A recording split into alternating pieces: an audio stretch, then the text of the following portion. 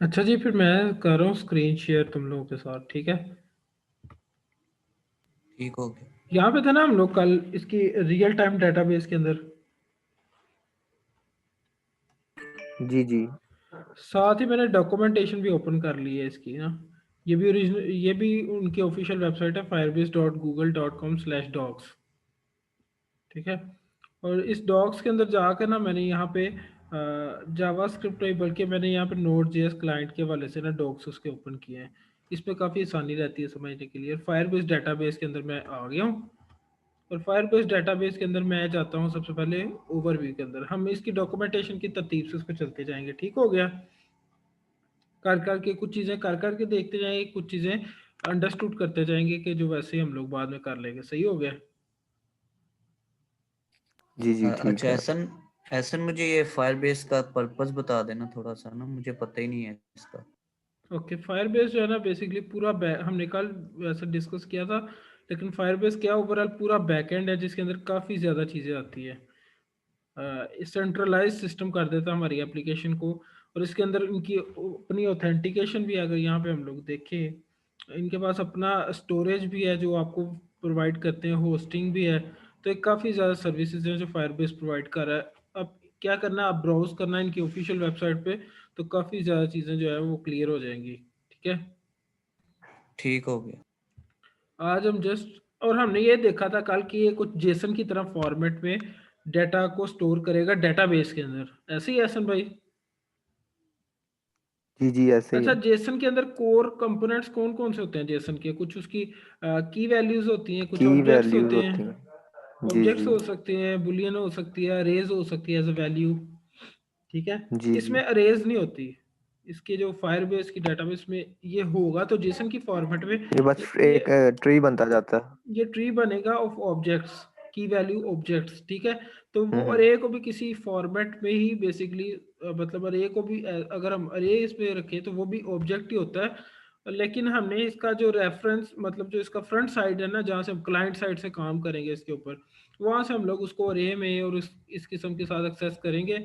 लेकिन या कह लो एक्सेस नहीं, डील करेंगे। लेकिन यहाँ पे क्या होता है कि ये अरे की फॉर्मेट नहीं इसके अंदर है बाय डिफॉल्ट, ऑब्जेक्ट है। की वैल्यूज वो सारा कुछ हमने देख लिया, ठीक है।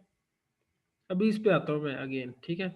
अब मैं यहाँ पे सबसे पहले नोड जेएस क्लाइंट के वाले से ओवरव्यू अगर देखूँ, मैं देखता हूँ क्योंकि काफ़ी मैसी किस्म की बड़ी डॉक्यूमेंटेशन है इनकी, तो जो चीज़ें काम की है सिर्फ जस्ट अभी के लिए उनको देखता जाऊँगा मैं। सही हो गया। ठीक है। ये देखो ना, ऑथेंटिकेशन की अगर सिर्फ बात करें ना, तो यहाँ पे काफ़ी ज़्यादा चीज़ें हैं, जैसे phone authentication credentials, phone multi factor assertion, मतलब काफ़ी ज़्यादा चीज़ें हैं, फेसबुक ऑथेंटिकेशन, गूगल ऑथेंटिकेशन।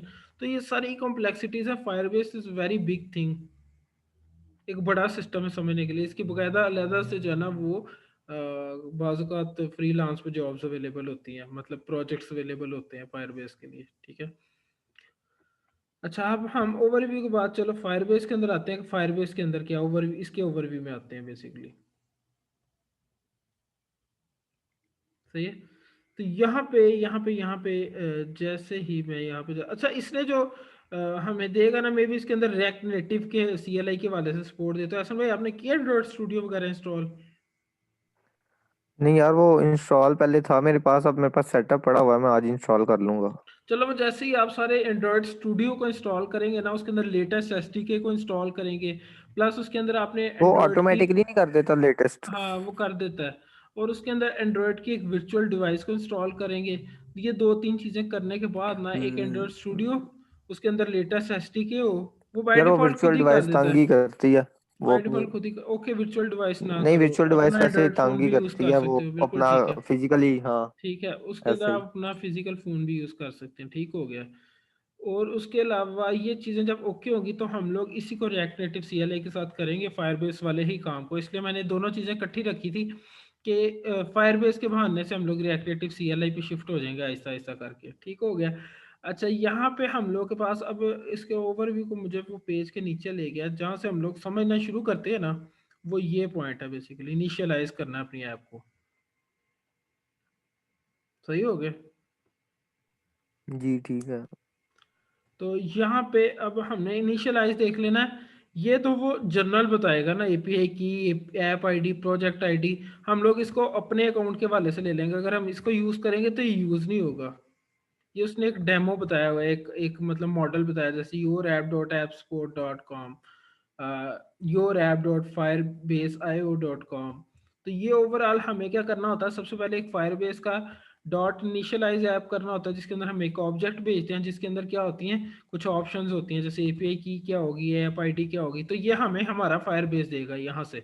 अब देखो दो पॉइंट्स हैं जहाँ पे कंफ्यूज ना होना।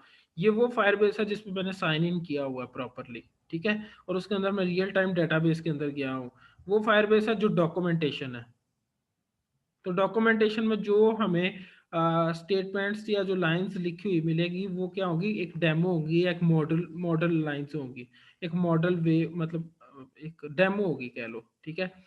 यहाँ पे हम लोग को हमारी ओरिजिनल मिलेगी, ठीक हो गया। अच्छा, एक काम मैंने किया है कि यहाँ पे मैंने ऑलरेडी क्या किया हुआ है कि npm इंस्टॉल फायरबेस, इतना काम करना है, ये वाली कमांड लिख लेनी है यहाँ पे, npm इंस्टॉल अपने प्रोजेक्ट के फोल्डर के अंदर, और यहाँ पे लिख लेना फायरबेस। आप मल्टीपल चीजें इसके थ्रू ऐसा इंस्टॉल ना, कर। करंटली करंटली हम रिएक्ट नेटिव पे वर्क कर रहे हैं, एक्सपो सीएलआई पे। अभी हम एक्सपोज पे काम करेंगे। अभी जब आप एंड्रॉइड स्टूडियो वगैरह इंस्टॉल कर लोगे तो इसी को हम उसमें ले जाएंगे, रिएक्ट नेटिव सीएलआई में। सही हो गया। नहीं तो फिर हमारे विजुअल स्टूडियो कोड का तो ना कोई फायदा हुआ, उसके बाद फिर हम एंड्रॉइड स्टूडियो पे ही एप्लीकेशन डेवलपमेंट करेंगे। नहीं, हम वीएस कोड की को यूज करते हुए भी कर सकते हैं, वो हम देखेंगे आगे, उसमें क्रेडेंशियल्स होते हैं। एंड्रॉयड स्टूडियो नहीं तो क्या है कि वो फायरबेस तो हम इस पे स्पेसिफिक भी, एंड्रॉयड रहता है ना, तो उसके लिए हम डायरेक्ट रन कर सकते हैं डिवाइस के ऊपर, डायरेक्ट सारा कुछ कर सकते हैं, इसमें कमांड्स वगैरह के थ्रू कर लेंगे। नहीं फायरबेस तो हम इसमें वीएस कोड में भी यूज कर सकते हैं इंस्टॉल करके।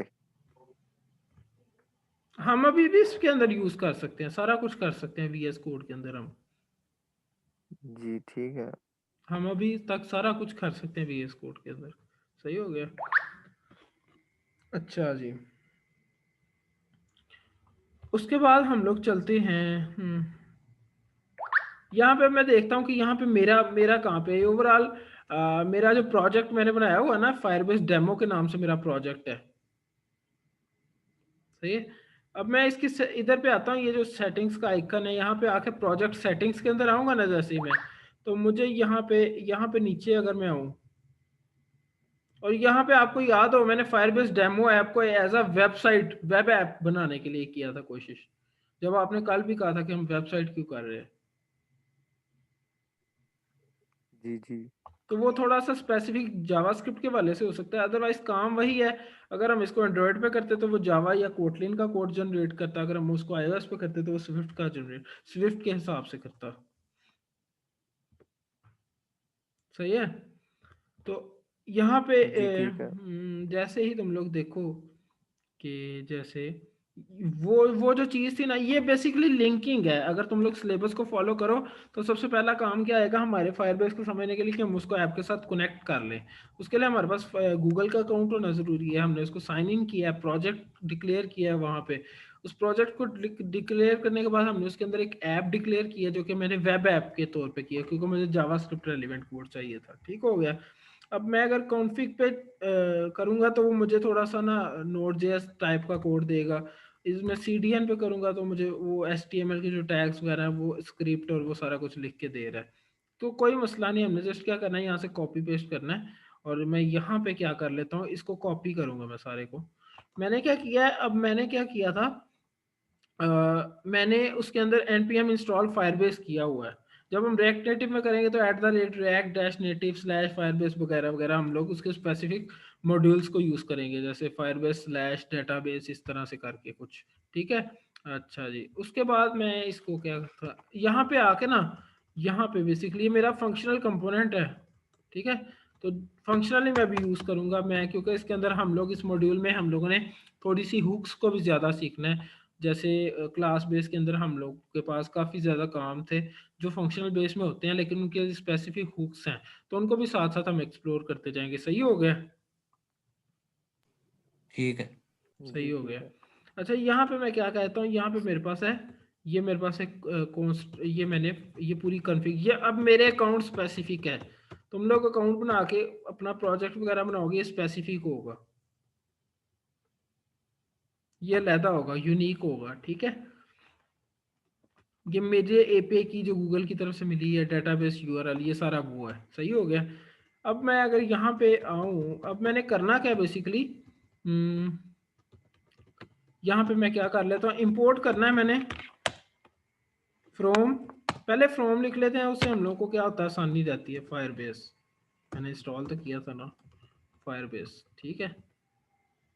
अच्छा इंपोर्ट, अब मैं यहाँ पे लिख सकता हूँ मुझे क्या क्या इंपोर्ट करना है, ऐसे ही है। जी जी बिल्कुल। लेकिन मैं क्या कर लेता हूँ कि मैं, क्योंकि उसने डॉक्यूमेंटेशन किया तो फायरबेस डॉट करके यूज किया हुआ ना, यहाँ पे फायरबेस डॉट इनिशियलाइज ऐप, तो उसने सारा कुछ इंपोर्ट कर लिया है, उसका नाम फायरबेस रख दिया, तो डॉट लगा के वो जो मर्जी एक्सेस कर सकता है क्योंकि सारा कुछ इंपोर्ट हो गया है। तो मैं कहता हूँ इंपोर्ट ऑल फ्रॉम फायरबेस, तो ऑल का कुछ नाम रखना होता है एज फायरबेस। इतना काम में कोई कंफ्यूजन तो नहीं है कि क्या हो रहा है? सारी कुछ आ जाएगा, इंपोर्ट कर लेगा वो इसके सारे फायरबेस के का। सारे को वो फायरबेस के नाम के अंदर, मतलब उस ये इंपोर्ट करेगा और उसका नाम फायरबेस रख देगा। मैंने इसलिए फायरबेस रखा है, मैं कुछ भी रख सकता हूँ, लेकिन उसने डॉक्यूमेंटेशन के अंदर फायरबेस डॉट लगा के एक्सेस किया। जैसे मैं यहाँ पे, सॉरी, यहाँ पे अगर मैं इसको कहता हूँ ना, अब मैंने एक काम करना है ऐप के अंदर इनिशियल, यहाँ पे मैं बताता हूँ। यहाँ पे हम लोग को चाहिए एक function Firebase dot initialise app, initialise app कुछ इस तरह से, कई दफ़ा वो हिंट नहीं देगा। अच्छा, लिखने के बाद हिंट आ गया, इसके अंदर ऑप्शंस जानिए, उनका नेम जाना है, मतलब वही हमारे पास ऊपर कॉन्फ़िग वाला ऑब्जेक्ट बना है जो इसके अंदर हमें भेजना है, फायरबेस कॉन्फ़िग, ठीक है। तो ये मैंने ओवरऑल फायरबेस के नाम से इंपोर्ट कर लिया ना, तो इस वजह से डॉट लगा कर मैं किसी चीज़ को भी उसके कॉल कर सकता हूँ, उसकी कुछ प्रॉप्स को एक्सेस कर सकता हूँ, उसके फंक्शंस को कॉल कर सकता हूँ, एक्सेस कर सकता हूँ। सही हो गया, सही हो गया जी। ठीक हो गया। जी ओके, ठीक है। यहाँ पे भी उसने ही किया, Firebase dot initialise app Firebase config. अच्छा, इतना करने से ना लिंकिंग हो गई है, वो जो फायरबेस क्लाउड पे पड़ी है ना गूगल के पास, उसके साथ ही मेरी ऐप लिंक हो गई है, जो मेरी ऐप मेरे फ़ोन के अंदर चलेगी। सही है, जी ठीक है। सही हो गया, बेस्ट है। अच्छा अब मैं आता हूँ दोबारा डॉक्यूमेंटेशन की तरफ। ये ऑन लॉग वगैरह इसको तुम लोग पढ़ना चाहो, क्योंकि मैंने ऑलरेडी बताया कि ये बहुत ज़्यादा मैसी डॉक्यूमेंटेशन है, तो हम इतनी ज़्यादा डेप्थ में जाके, ये बात मैंने कल भी किया, आज अगेन मैं कर रहा हूँ, तो हम इतनी डेप्थ के अंदर जाकर नहीं इसको एक्सप्लोर करेंगे। ये एक्सप्लोर तुम लोग करना, लेकिन फिर भी इतना ज़्यादा डेप्थ में अभी जाने की ज़रूरत नहीं है। तो हम लोग क्या करेंगे, अब इसके बाद हम लोगों को चाहिए फायरबेस ऐप के अंदर देखते हैं हमारे पास क्या है। आई थिंक ये इसकी भी हमें भी ज़रूरत नहीं, हमने डेटाबेस को पढ़ना है।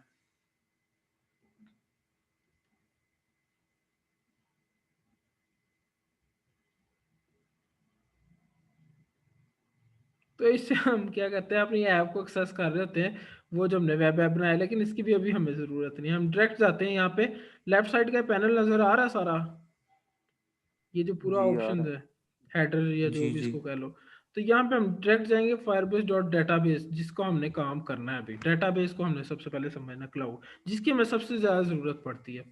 ठीक हो गया। अच्छा,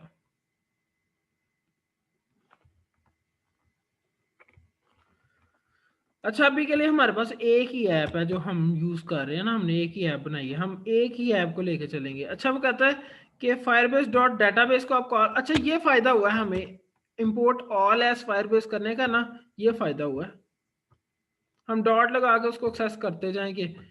वैसे हमें अलहदा अलहदा फिर इंपोर्ट्स करनी पड़नी थी ब्रैकेट के अंदर, जैसे हम इंपोर्ट ब्रैकेट लगा के करते, initialize app comma database comma on comma ref, तो इस तरह से जो भी चीज़ें हम लोगों ने आगे यूज़ करनी है। सही हो गया। तो यहाँ पे वो क्या कर रहा है, डिफॉल्ट डेटाबेस को रिटर्न कर रहा है फायरबेस डॉट डेटाबेस लिखने से। सही है। ये उस केस में आप ऐप भेजते हो कि जब आपने मल्टीपल ऐप्स का मतलब के काम करना है, जैसे आपकी वेब ऐप भी है, आपकी मोबाइल ऐप भी है, तो उनके दरमियान में सिंक्रोनाइजेशन वगैरह होगी। समझ पा रहे हो कुछ कि कंफ्यूजन चल रही है? लेकिन अभी अभी के लिए हम लोग डिफॉल्ट के साथ ही डील करेंगे। सही हो गया। तो जस्ट फायरबेस डॉट डाटाबेस करने से क्या हो रहा है, मैंने इसलिए इंपोर्ट ऑल एस फायरबेस किया था, कुछ भी नाम रख सकते थे लेकिन यहाँ पे क्योंकि हमें चेंज करना पड़ना था बार बार, तो यहाँ पे मैं कमेंट्स को भी साथ साथ कॉपी करूंगा ताकि हम लोगों को आसानी रहे। अच्छा, ये इनिशियलाइज ऐप हो गया। उसके बाद हम लोग को क्या चाहिए, यहाँ पे हम लोग को ये चाहिए डिफॉल्ट डाटाबेस। सही है। इस तरह करने जी से हम जी। लोग के पास ये जो डाटाबेस मेरे अकाउंट में बनी है ना, कहाँ पे, रियल टाइम डाटाबेस,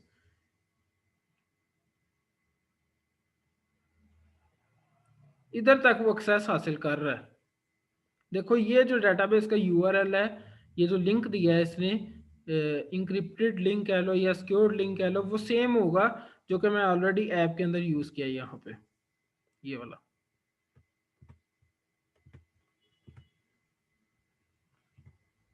अच्छा, उसके बाद हम लोग क्या करना है यहाँ पे, अगेन ये उसके पैरामीटर्स और फंक्शंस वगैरह, अभी हम इतनी डेप्थ के अंदर नहीं जाएंगे।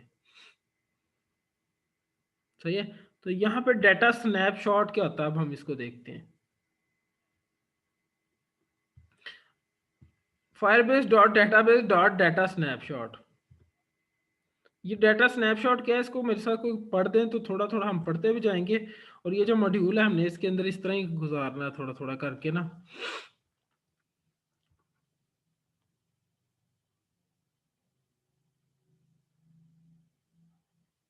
ओके, कोई नहीं है।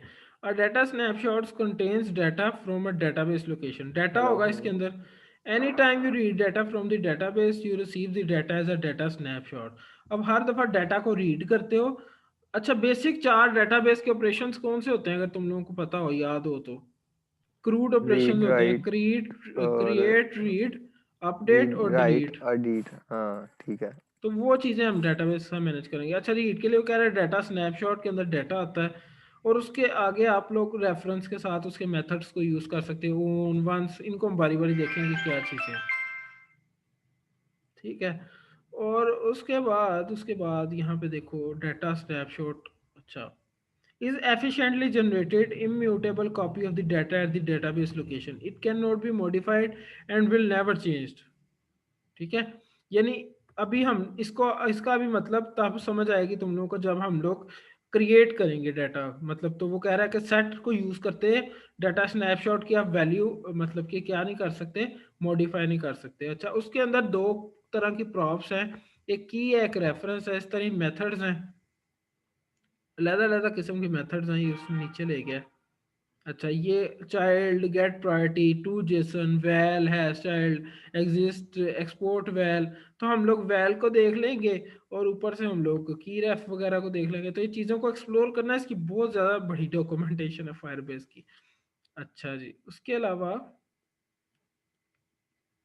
यहाँ पे तुम लोग अगर देखो, यहाँ पे अच्छा वो कह रहा है कि अज्यूम करो हमारे पास डाटाबेस के अंदर ये डाटा है। ठीक हो गया। सही है। तो मैं डाटाबेस के अंदर कुछ डाटा बना भी लूँ यहाँ पे, ताकि हम लोगों को भी समझने में आसानी हो। तो मैं यहाँ हाँ पे क्या करता हूँ कि मेरे पास यहाँ पे यूजर थे मेल पे। सही है। अच्छा, ये जो है ना, यहाँ पे देखो स्मॉल नेम है, यहाँ पे नेम वैल्यू में डील हो रहा था। तो नेम क्या है उसका, यूजर्स। अगर मैं डायरेक्ट यहाँ पे एक वैल्यू लिख दूंगा ना, ओके, तो ये इसकी एक वैल्यू हो गई है। लेकिन अगर मैं यहाँ पे जाके प्लस प्रेस कर दूंगा तो ये यूजर्स एक ऑब्जेक्ट हो गया, उसके अंदर फिर नेम वैल्यू है। तो ये पूरी हायरार्की है या ट्री कह लो इसको। सही हो गया। तो यूजर्स के अंदर मैं क्या कहता हूँ, मेरे पास जो है वो पहला एक यूजर है जिसको मैं कहता हूँ नंबर 1 यूजर है मेरे पास, या नंबर 0 यूजर है, जिसकी वैल्यू क्या है, अगेन उसके अंदर मेरे पास क्या है, यूजर का आईडी है, और जिसके अंदर मैं क्या कहता हूँ 1122। ये यूजर आईडी डेटाबेस के वाले से नहीं है, मेरा अपना दिया हुआ एक क्या है, इसको की है या प्रॉपर्टी है। उसके बाद मैं ऊपर प्लस पे क्लिक करूंगा ना यहाँ पे, क्योंकि यहाँ तो मैंने वैल्यू लिख दिया ना, जैसे यहाँ मैंने वैल्यू लिख दिया यहाँ से प्लस खत्म हो गया, क्योंकि इसको प्लस के तौर पे एक ऑब्जेक्ट हो जाता है। तो यहाँ पे मैं एक और लिखूंगा तो उसका यू नेम होगा, जो कि मैं क्या कहता हूँ, ईदी या रेस्क्यू, सॉरी, सही है। अब दूसरे नंबर पे यूजर में, अब यहाँ पे क्लिक नहीं करूंगा, मैं ऊपर क्लिक करूंगा तो यूजर का नेम 1 है और ये पूरा ऑब्जेक्ट है, और इसमें यू आई डी अगेन क्या होगी, मेरे पास 15 होगी, और यहाँ पे मैं क्लिक करके कहता हूँ यू नेम जो होगा मेरे पास वो क्या होगा, पुलिस होगा। जैसे मैं इसको ऐड पे क्लिक करूंगा तो मेरा पूरा स्ट्रक्चर बन गया। यहाँ पे देखो जेसन की फॉर्मेट ही नहीं है, यूजर्स है उसके अंदर 0 है, और उसके अंदर you I D you name और 1 है, उसके अंदर यू आई डी और यू नेम है। इसमें बस अरे नहीं होगा। हाँ, अरे की फॉर्मेट नहीं होती, वो हम उसको क्लाइंट साइड से टैकल कर लेते हैं कि हमें जब उसको अरे फॉर्मेट में बनाना होता है, क्योंकि यहाँ पे देखो सही हो नेम और वैल्यू फॉर्मेट्स हैं सारे। नेम वैल्यू अगर प्लस पर क्लिक कर दोगे तो वो एक ऑब्जेक्ट उसके अंदर और बन जाएगा। तो इस स्ट्रक्चर को देख लेना, सही हो गया, ये कल भी हमने देखा था। अच्छा, रेफरेंस से वो क्या कह रहा है, Firebase dot database dot reference के अंदर हम लोगों ने अभी अभी अभी यहाँ पे सब्र ले लो। अच्छा, यहाँ पे इसके अंदर डेटाबेस आ रही है हमारे पास, ठीक है। तो मैं क्या कर देता हूँ यहाँ पे वेरिएबल, वैसे वेर मुझे यहाँ पे यूज नहीं करना चाहिए, इतना अच्छा नहीं है ये। अच्छा, वेरिएबल रेफरेंस इक्वल टू, ये स्पेलिंग मेरा ठीक नहीं है, ये ठीक है, ठीक होंगे। अच्छा, रेफरेंस इक्वल टू, अब हमें डिफॉल्ट डेटाबेस को के अंदर रेफरेंस यूज करना है, रेफरेंस, ठीक है। और यहाँ पे क्या हुआ,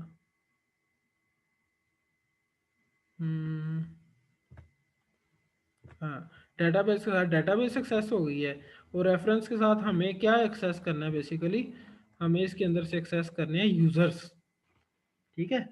आप स्लैश लगा के भी आगे को भी फॉरवर्ड कर सकते हैं, यूजर स्लैश 0 कुछ इस तरह से, लेकिन अभी इस पूरे के अंदर मैं यूजर्स को एक्सेस कर लेता हूँ। ये यूजर्स के जो ऑब्जेक्ट है ना उस तक ही मेरा रेफरेंस बन गया है, सही हो गया। सही हो गया। एहसन भाई बोर हो रहे होंगे क्योंकि उन्होंने पहले ये सारा काम किया हुआ। नहीं नहीं, बोर नहीं हो रहा। ओके ओके, अब यहाँ पे, अब ये जो अच्छा मेरी बात सुनो, मेरी बात सुनो। ये जो डेटाबेस, इतना कॉल करने से हमारे पास डेटाबेस आई है ना, बात को जरा गौर से जी जी समझना। फायरबेस डॉट डेटाबेस को कॉल करने से हमें जो रिटर्न होके एक डेटाबेस का रेफरेंस आया, कह लो रेफरेंस आया, ठीक है। उसके साथ अलहदा प्रॉपर्टीज और मेथड्स हैं, उसकी अपने डॉक्यूमेंटेशन के अंदर अवेलेबल है, जिनमें से एक मेथड हमने लिया रेफ का, ठीक है। अब ये जो बिल्कुल। रेफ कॉल होने से जो रेफरेंस है ना, इसके अलहदा से प्रॉप्स और मेथड्स अवेलेबल है, जो जो हम इसके साथ कर सकते हैं, ठीक है। जैसे इसने ऑन, वंस और ऑफ के मेथड्स यूज किए होंगे, तो हम लोग इनको देखते हैं कि क्या है। फिर वंस को करने के बाद डॉट देन वगैरह भी है, तो वो हम देखते हैं कि कैसे कैसे हो रहा होता है काम। ये स्टार्ट में भी थोड़ी सी चीजें कॉम्प्लेक्स रहे, लेकिन ये जैसे जैसे हम इसके अंदर इन जाएंगे, ये हम इसके अंदर इन हो जाएंगे। इसलिए मैंने थोड़े दिनों का ब्रेक लिया भी हुआ था, दिया भी हुआ था, ताकि थोड़ा सा माइंड जो है वो फ्रेश हो जाए। सही हो गया। जी सही है। अब डेटाबेस के अंदर हम लोग आते हैं यहाँ पे लेफ्ट साइड से, और यहाँ पे इसके अंदर हम लोग देखते हैं कि कौन ये हमने रेफ अभी अभी यूज किया है, ठीक है। उसके अलावा यहाँ पे गो ऑफलाइन, गो ऑनलाइन और रेफ फ्रॉम यूआरएल, यूज एमुलेटर, तो लहदा एक प्रॉप्स भी हैं और ये मेथड्स हैं, इनकी लहदा नीचे डॉक्यूमेंटेशन अवेलेबल है। हमने क्या किया, हमने रेफ यूज किया है, यहाँ पे पाथ दिया उसको स्ट्रिंग में, तो वो क्या कर रहा है, डॉट डेटाबेस डॉट रेफ के अंदर जाके तो वो उधर से ले आया, जैसे उसने यहाँ पे दिया है यहाँ पे। अच्छा, उसके अगेन चाइल्ड का मेथड है, तो ये हम जितने उसके मेथड है उसको देखते जाएंगे आहिस्ता आहिस्ता। लेकिन ये कंफ्यूज नहीं होना कि किसका कौन सा मेथड है, डेटाबेस का अलहदा है, रेफ के अलहदा से आगे से जो वो रिटर्न करेगा रेफरेंस। तो डेटाबेस के आगे रेफ यूज किया और उसने यूजर्स ही बनाया, और उसके अंदर एडीए को उसने एक्सेस किया, मैंने पूरे के पूरे यूजर्स को एक्सेस कर लिए। जी ठीक है। ठीक हो सही गया। हो गया। और यहाँ पे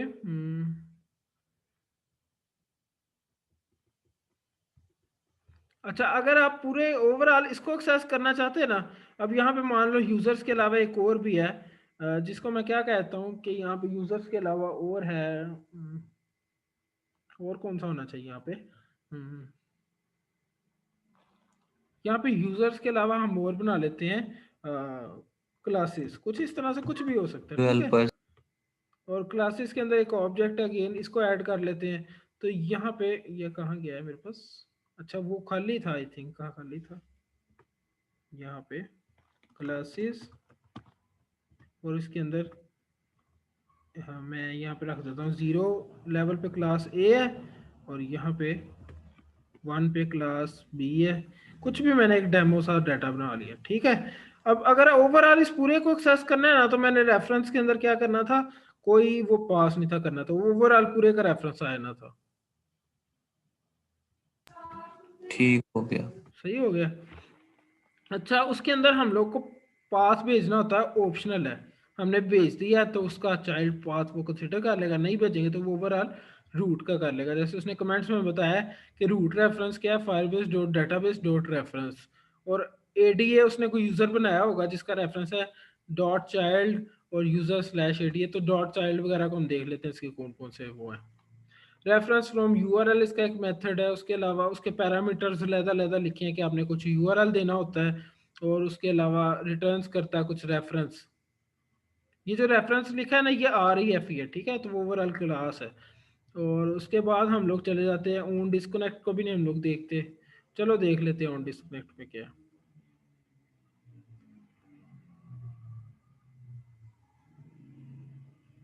या ऑन डिस्कनेक्ट को भी हम लोग बाद में देखेंगे, काफ़ी ज़्यादा इसके अंदर चीज़ें हैं, ठीक हो गया। अच्छा, क्यूरी भी नहीं देखते, रेफरेंस के हम लोग मेथड देखते हैं जो हमने मेन काम करना है ना अब। या क्यूरी के अंदर हम लोग क्या करते हैं, अच्छा क्यूरी के अंदर हो क्या रहा होता है ये देख लेते हैं। A query source and filters the data. अब तुम लोग बोर ना होना कि ये थ्योरेटिकली चल रहा है बेसिकली, क्योंकि थ्योरेटिकल थोड़ा सा समझना जरूरी है। A query sorts and filters the data at a database location, so only a subset of child data is included. अच्छा, क्यूरी के जरिए हम क्या कर रहे होते हैं, सोर्स कर रहे होते हैं, या डाटा को फिल्टर कर रहे होते हैं कि हमें हमारी मुताबिक का स्पेसिफिक डाटा रिटर्न हो, या उसका रेफरेंस रिटर्न हो, जैसे भी हम लोग करना चाहें। This can be used to order a collection of data by some attribute, for example height of dinosaurs, as well as to restrict as large list of items. For example, chat messages down to a number of suitable for synchronizing to the client. यानी कि कुछ बहुत बड़ा data हो, big data हो, तो उसको हम क्या कर लेते हैं कि हम लोग अपनी सिंक्रोनाइज करने के लिए उसको क्या कर लेते हैं, उसकी थोड़ी तादाद को हम लोग फैच कर लेते हैं, कुछ इस तरह से उसने मतलब बताया हुआ है, मुझे बताना नहीं आ रहा। तो क्यूरी का ये मकसद है, ठीक है। तो फायरबेस डॉट नहीं तो अगर डेटाबेस हमें टू, सारा डाटा चाहिए हो तो हाँ तो ओवरऑल है ना, वो तो हम करेंगे ही ना। ये ओवरऑल क्यूरी का मकसद बता रहा है कि क्यूरी का क्या मकसद है, उसके अगेन प्रॉपर्टी रेफरेंस है, उसकी प्रॉपर्टीज और मेथड्स, स्कैन डैट ऑफ, ये हम इसको यूज करते हुए क्यूरी बनाते हैं, ठीक है। जी ठीक है। तो अभी इसकी प्रॉपर्टीज हैं अगेन रेफरेंस। अब हर जगह रेफ रेफ रेफ आ रहा है, तो मैं यहाँ पे रेफरेंस पे चला ही जाता हूँ कि रेफरेंस क्या चीज़ है। तो यहाँ पे भी देखो बेसिकली ये सारा ओवरऑल क्या करेगा, हम लोग को एक रेफरेंस रिटर्न करेगा जो इस वेरिएबल में आकर स्टोर होगा, क्योंकि जावास्क्रिप्ट में हर चीज़ एक वेरिएबल है, वेरिएबल की तरह डील हो सकते हैं फंक्शंस भी और वो भी। अच्छा, उसके अलावा रेफरेंस के अंदर हम लोग के पास प्रॉपर्टीज में की होती है, रेफ होता है, पेरेंट, रूट, ठीक है। मेथड जो इसके मोस्ट ज्यादा हम यूज करेंगे ना, वो एक वंस है, ठीक है, और एक हम लोग ज्यादा यूज कर लेंगे ओन है, ऑफ है, सेट है, रिमूव है, पुश है। तो मैंने किसी पे क्लिक कर दिया और वो नीचे आ गया उनकी डॉक्यूमेंटेशन पे।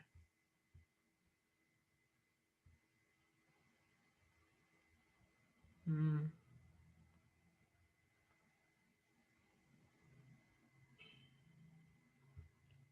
अच्छा यहाँ पे थे हम लोग।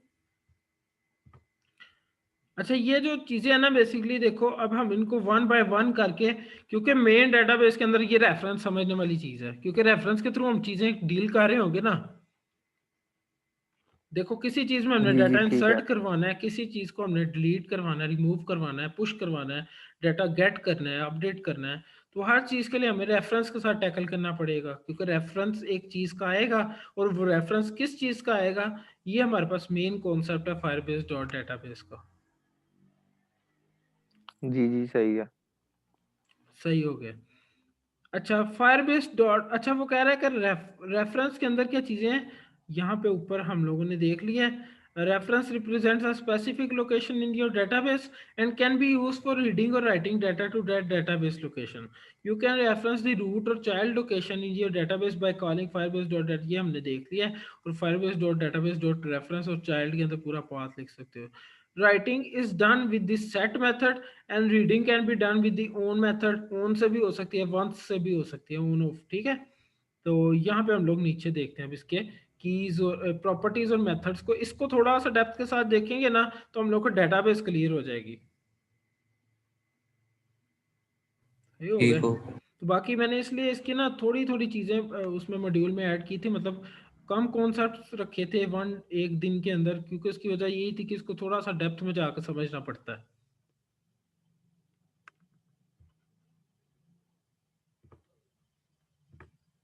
अच्छा यहाँ पे अगर हम लोग देखेंगे ना तो यहाँ पे अच्छा इसकी सिर्फ इतना देख लो एक दफ़ा कि ये वाली प्रॉपर्टीज, अब हम प्रॉपर्टीज को पहले देखेंगे। अच्छा इसके अंदर डॉट की के अंदर क्या पड़ा होता है, the last part of the reference path, ठीक है। अच्छा the key of root reference is null, यहाँ पे वो हमें बताएगा रूट रेफरेंस। अच्छा डॉट की लगाएगा तो ये हमारे पास नल आ जाएगी रूट रेफरेंस की, नीचे आओ बेसिकली उसकी तो नल आनी आनी है। अच्छा ये बेसिकली लास्ट पार्ट होता है किसी भी रेफरेंस का, डॉट की लगाने से हमें क्या मिल जाता है, लास्ट पाथ मिल जाता है। मैं क्या करता हूँ सबसे पहले इसको करवा ही लेता हूँ, अगर अगर हम डायरेक्ट उसको करवाएंगे ना रेफरेंस को तो वहाँ पे मसला आएगा। अच्छा मैं अभी नीचे चलता हूँ, थोड़ा सा हम ना देखते हैं। सिर्फ हम देखते हैं एक दफ़ा सबसे पहले ओन मेथड को, ज़्यादा तो नहीं हो रहा आज के लिए। नहीं नहीं। नहीं ठीक है। Okay okay.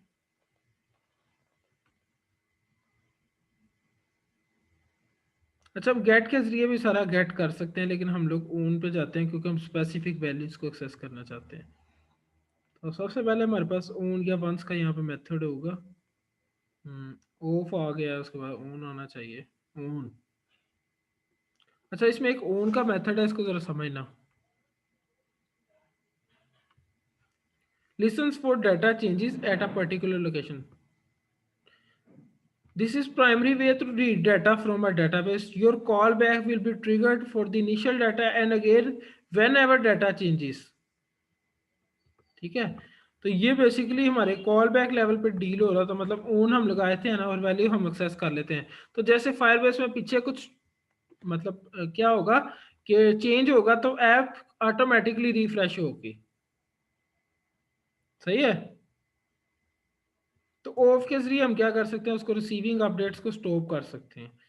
अच्छा उसके बाद ये पर्टिकुलर मतलब उस पे डाटा पर्टिकुलर लोकेशन पे क्या करता है, डाटा चेंजेस को लिसन करता है। अच्छा इसको हम लोग देखते हैं।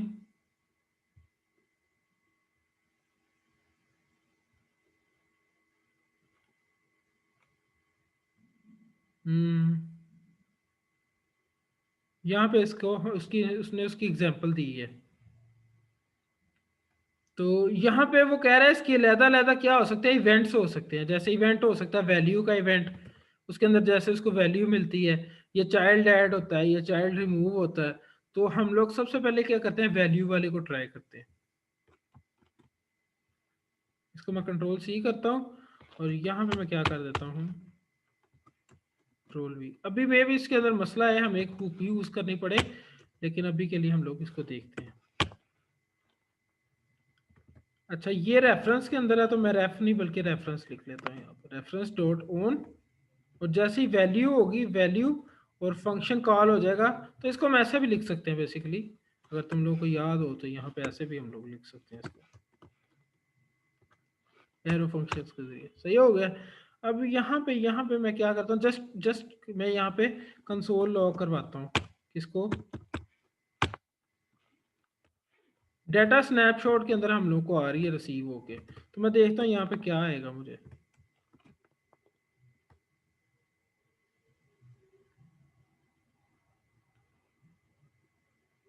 इसको ना मुझे ऐसे डायरेक्ट ही लिखना चाहिए। चलो लिख के देखता हूँ, डायरेक्ट लिख के देखता हूँ। मेन फंक्शन के अंदर, ऐप के अंदर मैंने डायरेक्ट लिखा हुआ है। से इसको मैं सेव करता हूँ और एक सेकंड, मुझे ऐप को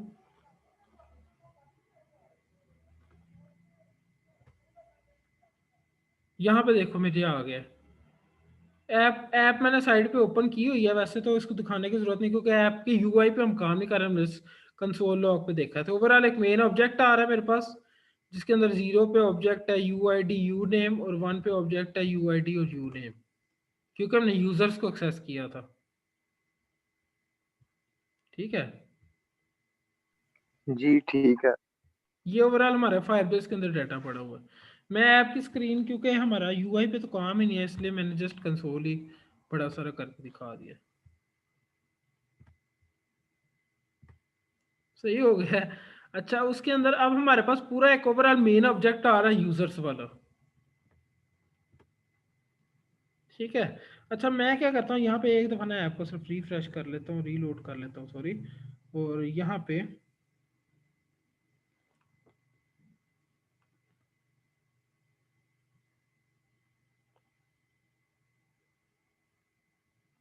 बाद का तो वो हमारे उसमें लोड हुआ होता है, फोन के स्टैक में, तो मसला कर देता है।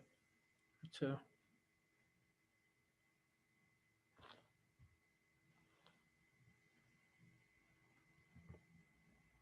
ये वैसे यहाँ पे डायरेक्ट नहीं हम लोगों को लिखना चाहिए। इससे क्या होता है, मे बी रीरेंडरिंग वो बार बार हो रही हो। अच्छा, यहाँ पे ना हम लोगों के पास एक हुक अवेलेबल है एहसन भाई। जी जी सुन रहा हूँ मैं। यहाँ पे हम लोगों के पास एक हुक अवेलेबल होती है यूज इफेक्ट की। जी इसके मुतरादिफ हम लोगों के पास क्लास बेस के अंदर ना फंक्शन होता है कंपोनेंट डिड माउंट का। अभी नहीं आएगा क्योंकि वो क्लास बेस के अंदर होता है component did mount.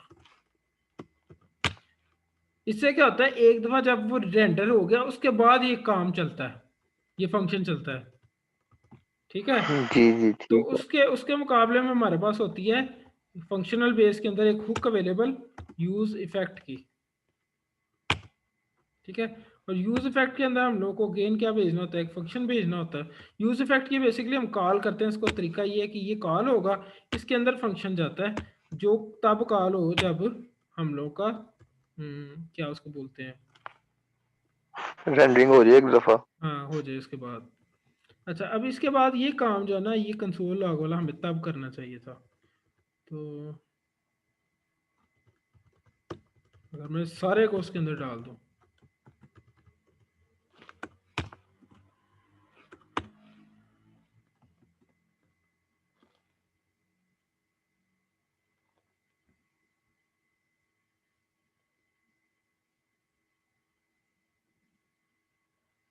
can't find variable